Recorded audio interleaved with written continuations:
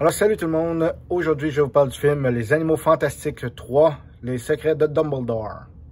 Nous allons avoir besoin d'aide. Quoi que tu fasses, tu ne m'arrêteras pas.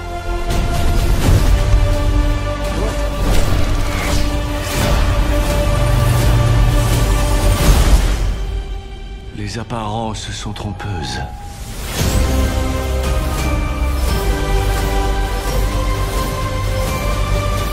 Alors le film Les Animaux Fantastiques, Les Secrets de Dumbledore, qui prend l'affiche vendredi le 15 avril 2022, et puis qui met en vedette là, Jude Law dans le rôle de Albus Dumbledore, Eddie Redmayne dans le rôle de Norbert Dragono, et Mads Mikkelsen dans le rôle de Gellert Grindelwald. Donc c'est lui le fameux méchant du film. Donc, ça prend l'affiche le vendredi, comme je dis. Et puis, bon, tout d'abord, bon, l'histoire, ça continue là où le deuxième finissait, là. Grindelwald est en fuite. Et puis, bon, là, évidemment, il est recherché pour crime. Et puis, ça va vraiment pas bien pour lui. Et puis, finalement, bon, le ministère de la Magie dit qu'il n'y a pas de preuves. Et puis, il a le droit à l'absolution. Donc, il revit une vie normale, comme si de rien n'était, malgré tout ce qu'il a fait là, dans les autres films. Puis, il n'y a pas de problème. Puis, là, ben, évidemment, Albus Dumbledore sait qu'il se passe quelque chose, puis qu'il y a anguille sous roche. Et puis, justement, le Grindelwald veut se présenter au ministère de la Magie, justement. Et puis, bon, évidemment, Dumbledore veut pas, parce que lui, ce qu'il veut faire, Grindelwald, le méchant du film, il veut faire une guerre entre les Moldus, qui sont donc les personnes non sorcières, puis les sorciers, donc faire une grosse guerre pour finalement éliminer tous les non-sorciers, puis le monde ordinaire, pour finalement avoir un monde uniquement là de sorciers, puis de magie. En gros, c'est pas mal ça l'histoire. Je veux dire, il n'y a pas de gros... il n'y a pas de grosses choses à dire là-dessus. Sinon, ça va spoiler, évidemment. Puis même que j'ai trouvé que c'était un peu complexe comme film. C'était assez difficile à comprendre. Pas difficile, mais je veux dire, il y avait des choses assez, assez complexes dans l'histoire. Je veux dire, même les enfants qui vont aller voir ce film-là, c'est pas aussi simple que peut l'être un Harry Potter ou quoi. C'est pas mal plus complexe comme histoire. C'est un peu plus politique, évidemment, l'histoire du fait que ça se passe à peu près dans les années 30, là, 35. Puis que Grindelwald veut faire la guerre aux Moldus. C'est évidemment, ça nous renvoie à la Deuxième Guerre mondiale avec Adolf Hitler, les nazis, puis les juifs, puis tout ça, tu sais. Je veux dire, c'est une espèce de critique sociale. C'est sûr que, comme je dis, les enfants peut-être vont moins apprécier, ils vont peut-être trouver ça long. C'est le film dure 2h20, c'est le plus long des 3 films, là, Animaux Fantastiques. Donc peut-être qu'il y a certains enfants qui vont moins apprécier que ce qu'ils pouvaient apprécier dans les Harry Potter. Moi, j'ai trouvé le film que c'était bon. J'ai trouvé ça intéressant. J'ai trouvé que les effets spéciaux sont bien faits, sauf peut-être là à la fin, où est-ce qu'ils sont sur une espèce de palier là au-dessus d'une montagne, puis que à un moment donné, ils sont sur le bord. Tu vois bien que le décor en arrière, c'est des green screen, là, c'est des écrans verts. Mais tu sais, je veux dire, on s'entend que peut-être parce qu'on est trop habitué, puis qu'on sait que ça n'existe pas, puis qu'on sait que ça se peut pas une place de même. Fait que notre cerveau voit tout de suite peut-être l'écran vert, je le sais pas. Mais tu sais, sinon, là, pas de ça, je veux dire, il y a des bons effets spéciaux, il y a des, tu sais, la bagarre qu'il y a, le combat entre Dumbledore, puis Croyance, là, dans les rues, là, avec les buildings, là, qui revolent, puis qui cassent, puis qui... Non, c'est vraiment... Je veux dire, les effets spéciaux sont dans le top encore, là, évidemment. Mais comme je dis, à part de ça, je veux dire, ça devient un peu complexe, je pense, l'histoire. Comme moi, en tout cas, il y a des bouts que j'ai pas compris justement par rapport à Croyance. Croyance Belbos, qui justement, lui, est interprété par Ezra Miller dans le film. Et puis, bon, son personnage est quand même important. Puis là, tu sais, on n'est pas trop sûr de ce qui se passe dans son histoire à lui, dans son background. Tu sais, oui, je suis un gros fan d'Harry Potter, mais je suis pas un grand connaisseur, là, je veux dire, jusque dans les moindres détails, comme on dit, l'arbre généalogique ou quoi que ce soit. J'ai cru comprendre une certaine chose, mais comme je dis, je suis pas un maniaque là, à tout casser, puis je suis pas imbattable. Là, je connais certaines choses, je connais les termes d'Harry Potter, mais sinon, il y a des trucs, là, comme je dis, là, qui est parent avec qui, puis tout ça, je suis pas nécessairement à l'aise avec ça.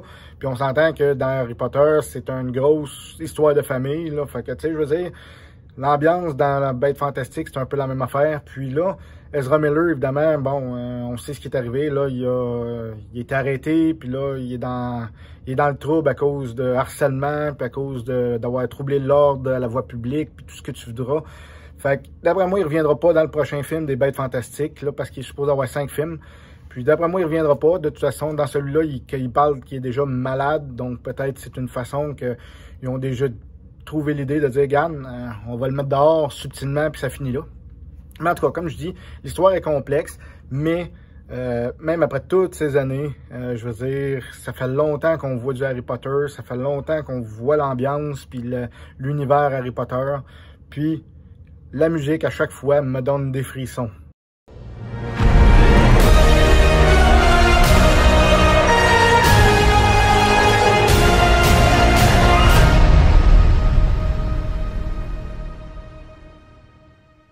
Tu sais, je veux dire, quand on l'entend, là, t'as les frissons, t'as la nostalgie qui remonte tout de suite, là, tu sais, de tous les films qu'on a vus.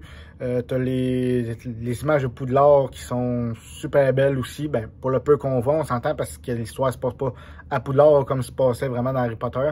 Mais tu sais, je veux dire, retrouver la magie d'Harry Potter, retrouver l'univers, l'ambiance, tout ça.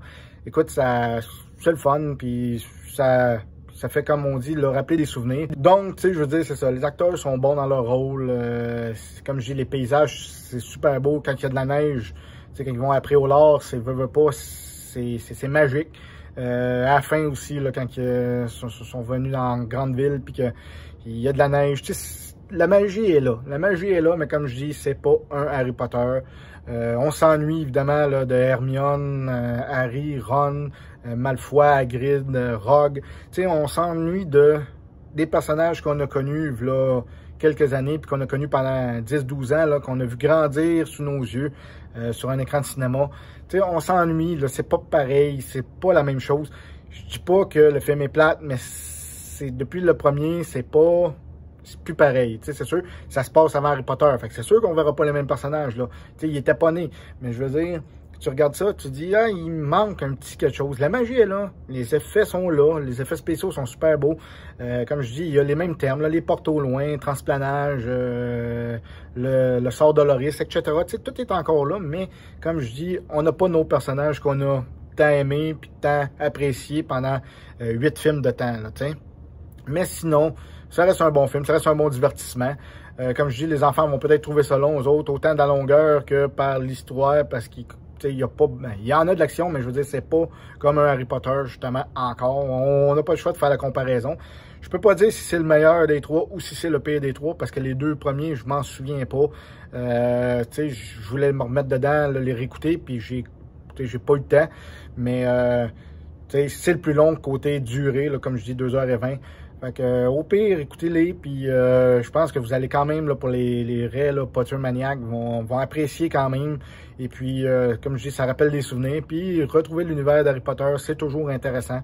Donc, là-dessus, pour le film Les Animaux Fantastiques, Les Secrets de Dumbledore, je lui donne la note de 6 sur 10. Comme je dis, c'est pas à tout casser, mais j'ai aimé revoir là, comme je dis, les personnages, puis les Dragono qui est toujours aussi attachant. Jude Law qui est toujours aussi excellent dans son rôle. Je veux dire, pour ça, là, c'est bon. Reste à voir si ça va pogner pour qu'il fasse les 2 autres films. Là, la façon que le film finit, s'il n'y en a pas d'autres, c'est pas grave, mais c'est sûr qu'il laisse une porte ouverte pour avoir une autre suite. Ça, c'est certain. Puis, je veux dire, ils vont tirer sur le fil tout le temps d'Harry Potter jusqu'à ce que ça pogne plus. Puis là, avec le jeu Hogwarts Legacy qui s'en vient, je veux dire, ça n'arrêtera pas. Fait qu'ils vont continuer, d'après moi, ils vont continuer à faire des films sur l'univers d'Harry Potter puis les Bêtes Fantastiques. Donc, en tout cas, laissez-moi vos commentaires de comment vous l'avez trouvé, qu'est-ce que vous avez aimé, qu'est-ce que vous n'avez pas aimé dans le film.